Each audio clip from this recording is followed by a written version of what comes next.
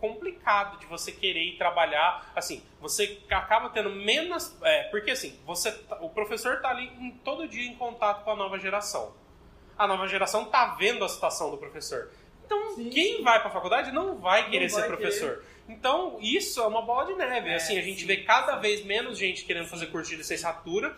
Quando faz, é como última opção. E a gente tem pessoas cada vez menos interessadas na educação. Então, assim, acaba está tendendo a ir para o caminho técnico de novo. Ensina a apertar parafuso e não tô nem aí se você vai virar uma pessoa boa, uma pessoa ruim, como que vai ser o seu caráter. O que importa é que você saiba isso. E aí, analisando a situação, a gente vai para o assunto atual. Isso já tá, essa desvalorização do professor já é algo recorrente, já tem... está institucionalizado, né? E aí, cortar verba de instituições não vai piorar muitíssimo isso? Isso vai remeter ao professor, por exemplo, às vezes até um professor aqui do Instituto Federal, do qual tem condições melhores para atender o professor, a parar de acontecer isso. O professor não vai poder sair tantas vezes para se pós-graduar, não digo mestrado, doutorado, e isso vai ser uma bola de neve de novo que vai... E olha, e vai refletir, e eu não sei se as pessoas têm consciência de que vai refletir no filho deles. Sim, será que as pessoas têm essa consciência de que nós estamos formando o futuro do filho deles, o professor que vai dar aula para o filho deles? Eu não sei se eles estão tendo essa noção, visão, né? Ampla aí, eles estão vendo uma coisa muito imediata. E outra coisa que as universidades perdendo essa verba vai prejudicar muito a sociedade são as pesquisas. Universidade a gente não dá só aula, a gente pesquisa. Você vê também. pesquisas que estão sendo perdidas, né? Com o corte de verba que já foi anunciado da CAPES antes,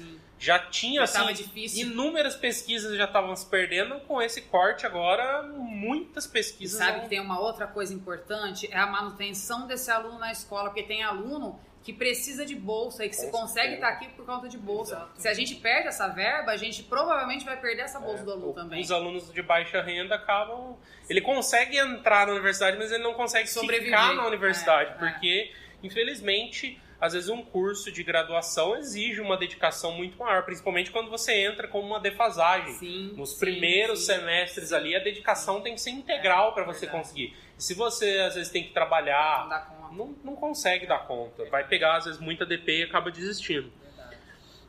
Bom, agora, fugindo da parte ética, vamos entrar na metodologia. Na metodologia, o primeiro tópico que a gente separou entraria justamente na questão ética, né, que é a preguiça, que a gente já falou. Então, aquele professor que, assim, a gente colocou como preguiça, mas... a gente viu que tem inúmeros fatores. Desmotivado. Desmotivado eu acho que é mais interessante.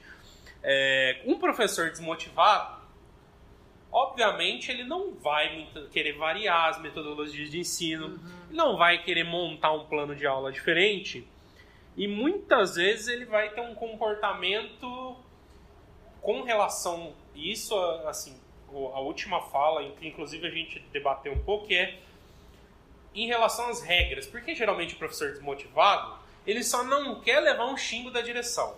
Então, o que ele vai fazer? Pode fazer tudo ele desde pode que fazer você não me traga tudo desde problema. que você não me traga problema. Que entra na questão da libertinagem, que a gente já debateu há um tempo atrás, ou que muitas vezes entra na questão da opressão. O aluno não pode nada, ele não consegue nada, ir para a escola fica um saco. Então, primeiro vamos começar com relação ao plano de aula. Um professor que está desmotivado. Que prejuízo que traz um professor que tem um plano de aula lá imutável, que ele sempre aplica a aula do mesmo jeito, com as mesmas coisas. Às vezes tem até aquele professor mais antigo que levava o sulfitão, que ele só colava, já estava tudo escrito. Ele só colava, não tinha nem o trabalho de escrever. Hoje tem o Data Show também. Hoje tem o Data Show, né? Modernizou o papelzinho. Modernizou. Hoje do Flipchart mudou para o Data Show, que ele usa sempre o mesmo slide. Bom, eu acho que planejamento, regra, né? Ele é flexível. Ele tem que ser flexível. Por que ele tem que ser flexível? Porque cada turma é uma turma. Cada turma tem uma necessidade, cada turma aprende de um jeito. E aí, vocês foram meus alunos, a gente conversou já sobre inteligências múltiplas. E aí, dentro das inteligências múltiplas, a gente percebe que um aluno consegue aprender melhor assistindo um vídeo. E aí, eu vou falar da minha aula, mas a gente pode transpor para a aula de vocês numa investigação matemática, ou num jogo matemático, ou numa aula teórica mesmo, porque muitas vezes a aula teórica é importante, a aula onde o professor fala e o aluno ouve é importante.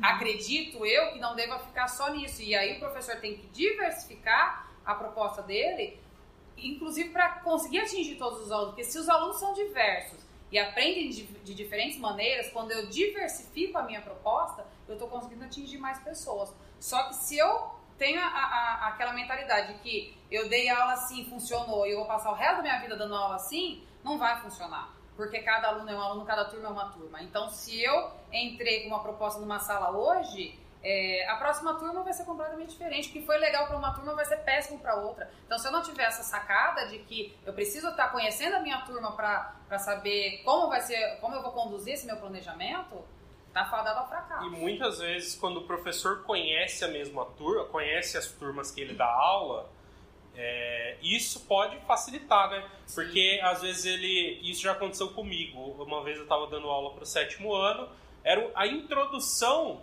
a números inteiros, que é a parte que trabalha os números negativos, positivos. Então, um exemplo clássico disso é você trabalhar com a noção de dívida. Porque você tem um saldo, você fica negativo, ou seja, você está devendo alguma coisa. E eu preparei uma aula, falei, que na época eu trabalhava como professor substituto, e o professor que era o titular, ele simplesmente falou, vocês já deveriam saber isso, e pum, tocou a matéria. E os alunos não entendiam o que ele estava passando e não sabiam. Eu falei, bom, eu vou tentar ajudar essa turma, né? Entrei lá. Na primeira turma foi um fracasso. Mas aí eu falei, cheguei em casa e falei, cara, que droga. Vou ter que repensar essa aula. E repensei, e no outro dia, esse professor ele estava programado a falta dele, eu que ia entrar na turma, eu falei, eu vou repensar, porque as duas turmas tinham um comportamento mais ou menos parecido.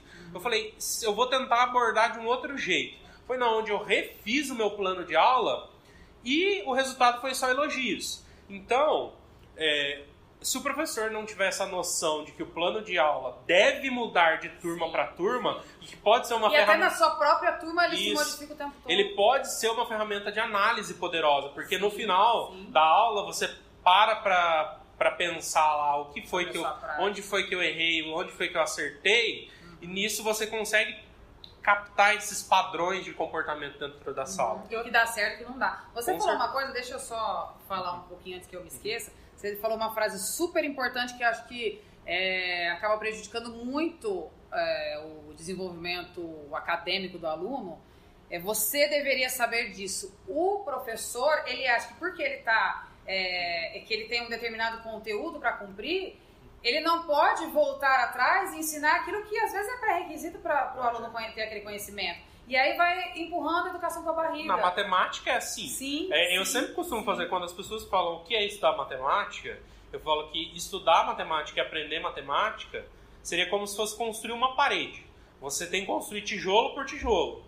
E para você poder você colocar a coluna de cima, você precisa ter a de baixo, porque senão no final das contas a parede quebra, porque sempre vai faltar alguma coisa. Então se você não aprende o mais básico, aprender o mais avançado você não consegue. O grande problema também às vezes é a cobrança que isso toma, a cobrança de, entre aspas, superiores que isso toma. Eu dando aula particular, já fui dar uma aula particular sobre determinado assunto e dentro desse assunto comecei, me falaram, você precisa começar a partir disso. Comecei a partir disso e não ia pra frente. Não ia pra frente de jeito nenhum. A pessoa precisava de alguns assuntos anteriores.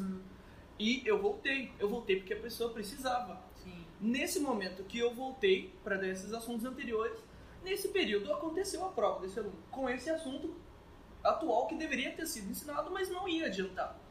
E esse aluno, consequentemente, não foi tão bem na prova e eu fui cobrado. Culpado. Fui o culpado disso. Então, isso em uma macro escala, a gente vai para diretores, ou então a cobrança... Diretoria de ensino, né? Ou as provas. Porque, por exemplo, você tem essas provas de larga escala. As escolas, elas treinam os alunos para passar em prova. Então, você não trabalha o que é necessário para o seu aluno, para o desenvolvimento dele. Você trabalha o seu aluno para ele ir bem na prova, porque aí você, enquanto professor, vai ficar bem na fita, né? Sim, sim. E aí, em outras bônus escolas, e fica... em outras escolas, a gente vê muito isso em escola privada, que tem a cobrança muito grande dos pais, a inserção no mercado de trabalho, ou então vestibular. Então, meu aluno, a minha escola aprova aluno no ITA. Que escola boa. Será que essa aluna forma cidadão? Aí você olha a prova do ITA, ela não tem nada a ver com o ensino superior. Porque no ensino superior, e isso acontece com muito aluno que faz cursinho e passa nesses vestibulares. Você está estudando lá no cursinho, regaça de aprender um monte de técnica, e chega na hora que você entra no ensino superior, o professor ensina conceito. Ele fala, então você pega aquilo que você aprendeu lá atrás e faz isso. Aí o aluno não consegue entender, porque ele aprendeu o processo mecânico. E isso a gente vê nesse disparar. Tanto é que muitos alunos bolsistas que entram pelo processo do SISU, e muitas vezes por cotas, se desempenham melhor, porque ele participa dos processos de nivelamento que tem na universidade, sim. Ele corre atrás, então ele aprende o necessário. Enquanto o cara que estava no cursinho, que acompanha a aula, muitas vezes acaba sentindo essa dificuldade, porque foi trabalhada a técnica, não foi trabalhado o raciocínio lógico ligado à matemática. E além disso, a formação mesmo do cidadão, que a professora falou. Eu posso me colocar como exemplo disso. Eu fiz 3 anos de ensino poliédrico para entrar aqui. Então eu entrei muito bem em questão de saber técnicas para passar. Fui bem no vestibular, passei. E entrei aqui, eu dou vocês provas, estudou comigo desde o começo, e eu já fui, sei lá, também uma criança. Sim, sem noção nenhuma de necessidade das coisas, maturidade que deveria ser ensinada e ela não é ensinada porque o aluno só tem o ensino voltado para técnica. Sim. Você entra nossa função é te colocar lá dentro. Sim. Porque isso dá número, dá resultado. Sim. A partir daí você se vira. Sim. E é uma coisa que eu tive que aprender aqui e custou a aprender, a entender que não é porque eu não preciso tirar uma nota só e passar de semestre, como eu já passei muitos semestres aqui e tive que voltar ao conteúdo e estudar de novo, porque uma hora você vai atuar como o professor. Sim. E eu vi que, será que eu aprendi mesmo? Ou eu só passei? Só passei, mas isso eu sei que é uma coisa que ainda está se desprendendo, mas que foi colocada meio em mim, assim, entende? E é uma coisa que é prejudicial. E que ser professor, uma coisa que a gente precisa refletir muito, ser professor não é só saber ensinar a matéria, que a gente tem o hábito de achar. Professor é aquele que sabe a matéria. O professor é aquele que sabe a matéria, o professor é aquele que tem um olhar diferenciado para o aluno, o professor é aquele que tem uma visão ampla do que é o ser humano, de como se relacionar com esse ser humano. Porque não adianta nada eu ser o bambambam numa área se eu não consigo me relacionar com o meu aluno, né? Moral da história, é a profissão mais difícil do mundo, né? Não tinham contado isso pra vocês, né? Bom, falamos do plano de aula. Agora vamos entrar justamente, mais uma vez puxando o gancho do professor desmotivado, que é o comportamento em relação às regras e a questão de não atualizar... Bom, eu acho que o comportamento em relação às regras você prefere falar quando a gente falar de tecnologias da formação, né? Sim. Então vamos pro não atualizar o conhecimento. Tá. Eu acho que a gente já vai fazer esse gancho aqui, seria esses 3 tópicos finais, que é comportamento em relação às regras, não atualizar o conhecimento, não levar para o cotidiano do aluno e não se adaptar às tecnologias da informação. Porque acho que esses 4 últimos tópicos, eles se casam muito bem. Eles se casam, eles acabam entrando numa questão que a gente já falou aqui, que eu citei até o Paulo Freire. O Paulo Freire ele fala muito isso.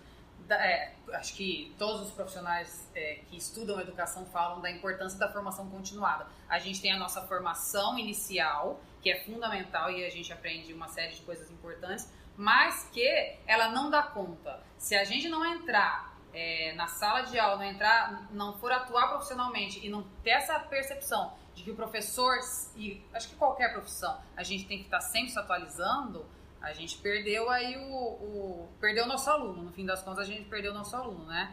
E, na verdade, o tempo todo a gente tem que estar se atualizando, mas essa atualização, ela tem que estar sempre associando teoria e prática. De nada adianta eu aprender conceitos se eu não entender aquilo que vocês falaram, como aplicar esses conceitos. E aí o tempo todo tentar levar isso para minha prática. E o quanto isso fazer esse movimento, é pegar a teoria e levar para a prática, pegar a prática e pensar a prática com a teoria. Então, assim, ela nunca pode se desvincular. Eu acho que quando a gente fala de TICs, assim, tem várias colocações que vocês fizeram dos jogos, do uso do celular. Outra questão é esse uso do celular, né? A gente não pode fugir, e aí, assim, a gente tem que pensar no professor, nesse professor do aluno